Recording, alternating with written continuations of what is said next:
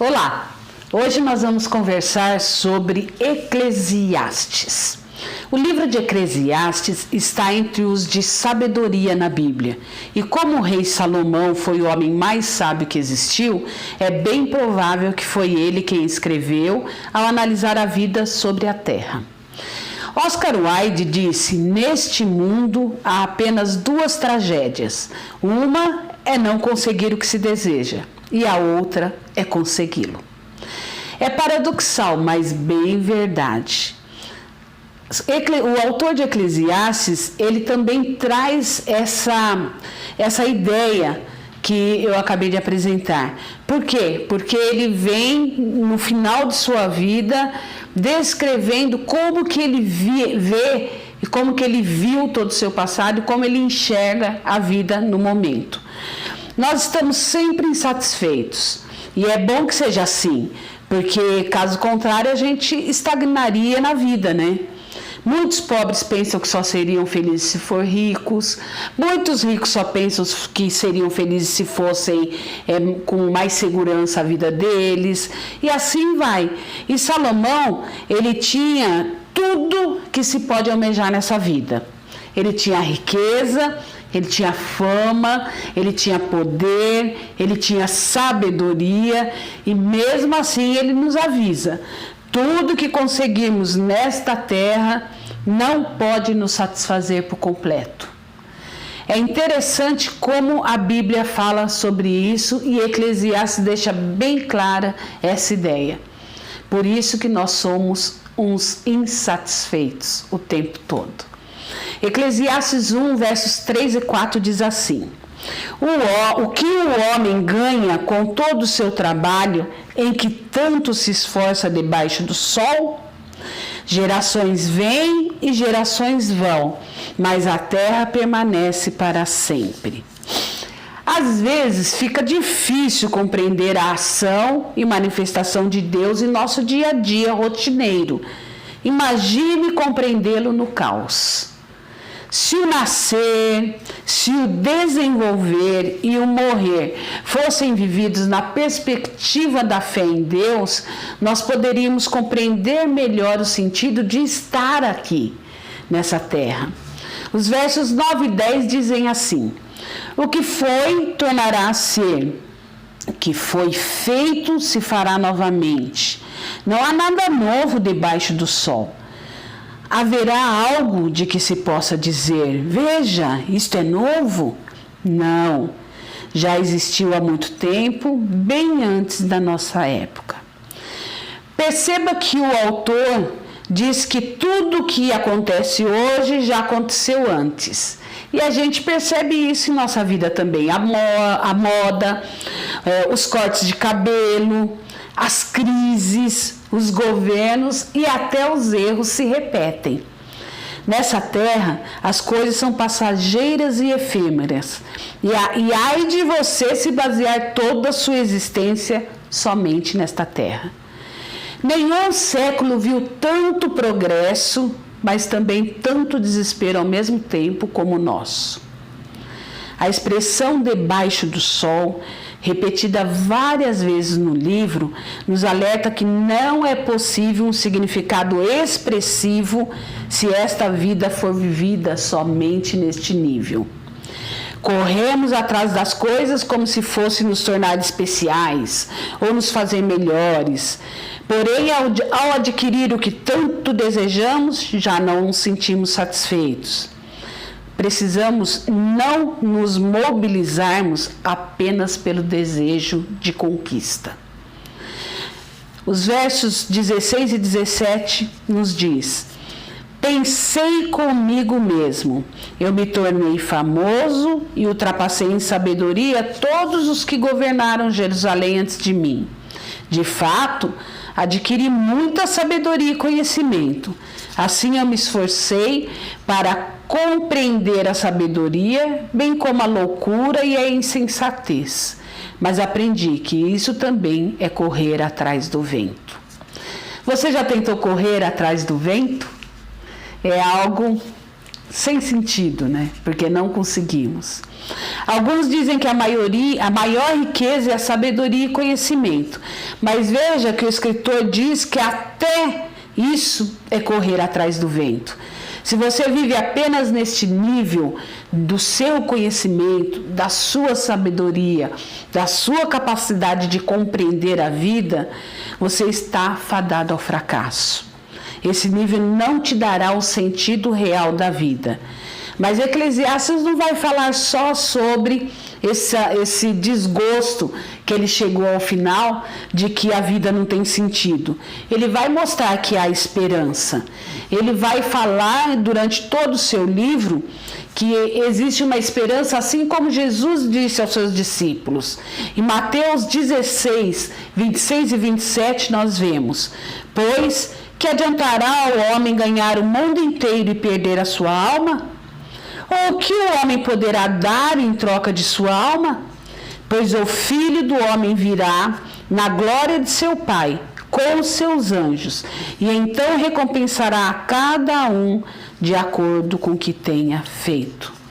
Você vive neste mundo com os olhos no céu, e aí você conseguirá entender o porquê está aqui. É isso que Jesus está falando aos seus discípulos, e é a conclusão que o pregador, o escritor de Eclesiastes vai chegar. Que nós precisamos estar vivendo essa vida, mas com os olhos num futuro, um futuro que é eterno. Eclesiastes capítulo 2, versos 4 e 11 diz assim: lancei-me a grandes projetos, construí casas e plantei vinhas para mim. Contudo, quando avaliei tudo que as minhas mãos haviam feito e o trabalho que eu tanto me esforçara para realizar, percebi que tudo foi inútil, foi correr atrás do vento. Não há qualquer proveito no que se faz debaixo do sol. Este não é um retrato de um idoso deprimido, cansado da vida, mas é retrato de um idoso que viveu muito, viveu intensamente sua vida, mas percebe que deveria ter dado mais valor às coisas que realmente valem. Veja como tudo cai no esquecimento. Até os grandes arquitetos, com suas obras sensacionais, com o passar dos anos, eles só servirão para os estudantes de arquitetura. Os demais nem lembrarão quem foram, nem se lembrarão de que cor eram os olhos dele, que tipo de cabelo tinham. Por quê? Porque tudo nessa terra cai no esquecimento. Você perde um ente querido, no começo você tem aquele sentimento de falta muito grande. Com o passar dos anos, aquilo vai se amenizando e vai ficando mais suave, suave, suave, até ficar quase um esquecimento. Mas como é um ente muito querido, então você ainda lembra, mas não é mais com aquela dor grande do começo. Então é assim que o autor de Eclesiastes nos mostra. Eclesiastes 2, 13 e um pedaço do 26 diz assim: percebi que a sabedoria é melhor que a insensatez, assim como a luz é melhor do que as trevas. E a parte A do 26: ao contrário, ao homem que o agrada, Deus recompensa com sabedoria, conhecimento e felicidade. Ao passar a contemplar a sabedoria, a dar valor à reflexão sadia, a cuidar de sua mente e coração, conforme a vontade de Deus, o ser humano pode encontrar, mesmo que diante de situações tristes e situações desafiadoras, uma força e orientação necessárias para viver. Eu assisti um filme que se chama Guerra Interior. E o filme se passa um pouquinho a história da pessoa e um pouquinho do que acontece na cabeça dele. Os personagens, coração, mente, consciência, vontade, mais alguns lá, são os personagens da cabeça dele fazendo ele decidir pelas coisas, né? E dependendo do que sobressai ali, do que é a pessoa que toma a decisão mais na frente dos outros, né? O personagem, alguma coisa ou desastrosa ou boa acontece em sua vida. Então é mais ou menos isso. Você pode aprender a viver de uma forma mais saudável, vivendo segundo os preceitos de Deus. Só que você precisa antes conhecer, você precisa conhecer com sua mente e crer com seu coração que aquilo é útil para a sua vida, que aquilo vai ser bom para o seu viver diário. Sem se envolver nessa roda viva de trabalho, conquistas e mais conquistas, se envolvendo a ponto de se afligir, se envolvendo a ponto de esquecer das coisas que realmente têm valor. A vida de engano é supérflua e é vivida por todos que dão costas para os ensinos de Deus, os ensinos da Bíblia. Pode parecer mais fácil viver sem Deus e essa história de Bíblia, mas com certeza o final não é o melhor. Eclesiastes 2, 21 a 24 diz assim: pois um homem pode realizar o seu trabalho com sabedoria, conhecimento e habilidade, mas terá que deixar tudo que possui como herança para alguém que não se esforçou por aquilo. Isso também é um absurdo e uma grande injustiça. Indo para o 24. Para o homem não existe nada melhor do que comer, beber e encontrar prazer em seu trabalho. E vi que isso também vem da mão de Deus. Deus nos dá esta vida para vivermos da melhor forma possível. Mas não se engane. A pessoa que é muito apegada a esta vida, como se ela fosse a única, ela sofre muito mais.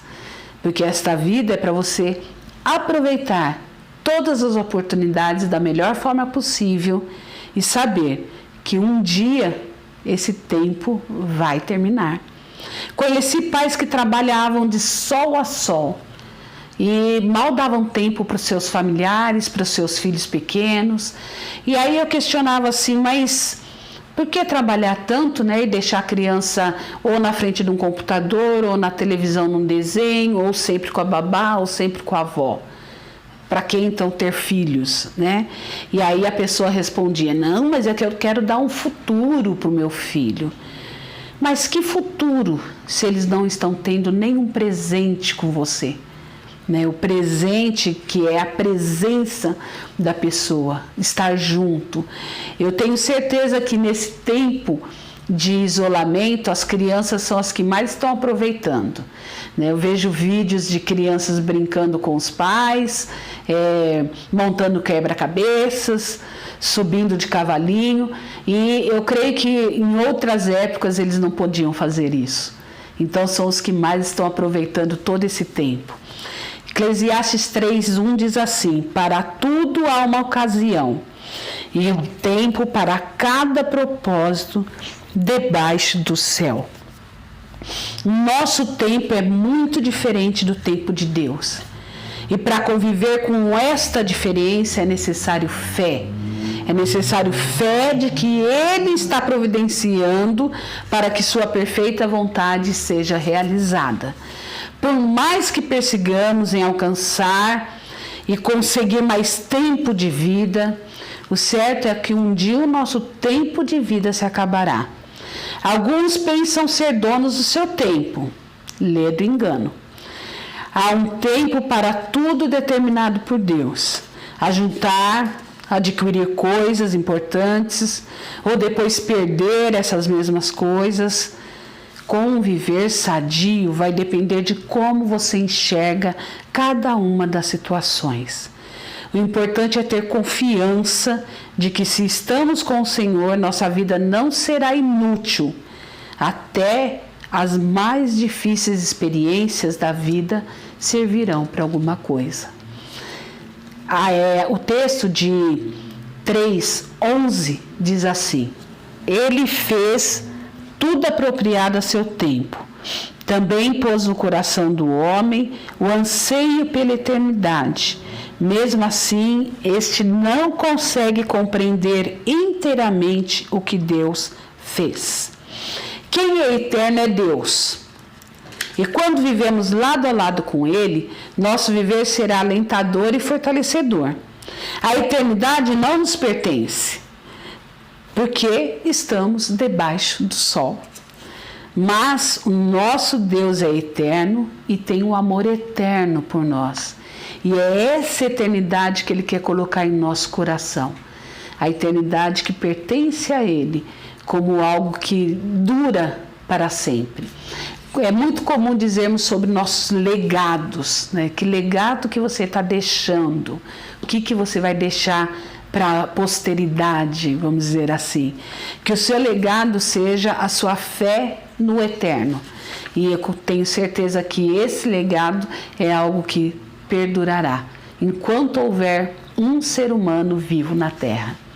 Eclesiastes 3 ainda, versos 17 e 20 dizem assim: Pensei comigo mesmo, o justo e o ímpio, Deus julgará a ambos, pois há um tempo para todo propósito, um tempo para tudo que acontece.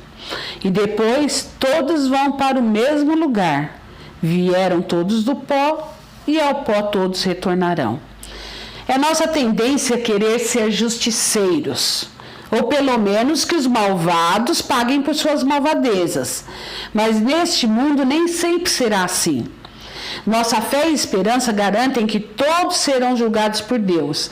E mesmo que aqui o final será a morte para bons e ruins, andar com Deus nos dá a garantia de uma vida perfeita e na presença dEle, no além. Viveremos confiantes que nossa vida e caminhar estão nas mãos e no controle de um Deus amoroso, poderoso e eterno. E essa confiança faz com que a sua vida tenha uma maior qualidade. 4, 9 e 12, nós lemos: É melhor ter companhia do que estar sozinho, porque maior é a recompensa do trabalho de duas pessoas. Um homem sozinho pode ser vencido, mas dois conseguem defender-se. Um cordão de 3 dobras não se rompe com facilidade. Aqui o sábio escritor nos mostra o valor do companheirismo mútuo. Ele fala sobre um aquecer o outro, ter ajuda quando cair, e acaba dizendo que o cordão de 3 dobras não se quebra facilmente. Deus, você e o outro podem muito mais do que você sozinho e muito mais também do que você e o outro sem Deus. A força está na união sempre. Infelizmente há uma enormidade de coisas ruins acontecendo, mas isso sempre aconteceu e sempre acontecerá. Porém, quem procura viver e caminhar dignamente diante de Deus e da sociedade, tenderá a viver com mais sobriedade, pois utilizará a sabedoria a seu favor, a fim de aproveitar melhor o tempo de vida que Deus lhe deu. O 5:1 diz assim: Quando você for ao santuário de Deus, seja reverente. Quando se aproxima para ouvir, é melhor do que os tolos, que oferecem sacrifício sem saber que estão agindo mal. Quando você abre seu coração para ouvir o que Deus tem falado, o benefício é muito maior do que qualquer tipo de sacrifício que você possa oferecer. Aliás, o sacrifício que valeu mesmo a pena foi o que Jesus fez na cruz. Agora o que nos cabe é obedecer e adoração a Deus. Não permitamos que os nossos atos de culto sejam superficiais, insinceros e hipócritas, pois aquele que se aproxima de Deus com fé verdadeira receberá de Deus o que há de melhor que Ele tem reservado para cada um. Capítulo 5, versos 4 e 5. Quando você fizer um voto, cumpra-o sem demora, pois os tolos desagradam a Deus. Cumpra o seu voto. É melhor não fazer voto do que fazer e não cumprir. Aqui o conselho é para não brincar com Deus. A riqueza material nos dá conforto, mas não sentido de vida. Por isso não podemos colocar nossa esperança e confiança nem no conhecimento, nem na fama, nem no dinheiro, como já aprendemos. Tudo é passageiro. Ter sua vida nas mãos de Deus é a única saída. Se não quer essa vida com Deus, não brinque que quer para conseguir alguns benefícios. De Deus não se zomba. O temor ao Senhor é muito sério. O verso 15 diz assim: o homem sai nu do ventre de sua mãe, e como vem, assim vai. De todo o trabalho em que se esforçou, nada levará consigo. O sábio diz que sempre terá alguém maior que você nesta vida, e que quem ama a riqueza nunca está satisfeito. Então pare de querer ser maior que os outros e seja apenas melhor, o seu melhor dia a dia.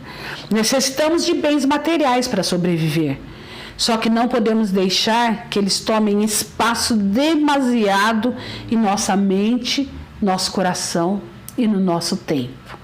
1 Timóteo 6,8 diz assim, é Paulo falando ao jovem Timóteo: por isso, tendo que comer e com que vestir-nos, estejamos com isso satisfeitos. Na verdade, não se precisa muito das coisas que temos, mas as que queremos, dizendo que é para nosso conforto, porém muitas vezes é por avareza. O nosso texto vai terminando, 19 e 20. E quando Deus concede riquezas e bens a alguém e o capacita a desfrutá-los, a aceitar a sua sorte, a ser feliz em seu trabalho, isso é um presente de Deus. Raramente essa pessoa reflete no fato de que a sua vida é curta, porque Deus o mantém ocupado com suas alegrias do coração. Que nos dias bons ou nos dias difíceis, lembremos de colocar nossa vida nas mãos de Deus e só assim alcançaremos a sabedoria para todo o restante. Nenhum ser humano tem o conhecimento do que acontecerá. Ninguém conhece o futuro a não ser o Senhor. Deus nos deu informações necessárias para o viver hoje. Ele nos encoraja a viver pela fé, aproveitando as oportunidades da melhor forma possível enquanto há tempo. E o verso 12 do capítulo 6 conclui: pois quem sabe o que é bom para o homem nos poucos dias de sua vida vazia, em que ele passa como uma sombra? Quem poderá lhe contar o que acontecerá debaixo do sol depois que ele partir? A resposta é: ninguém. Permita que Deus lhe mostre a alegria de viver esta vida temporária, porém espetacular. Amém?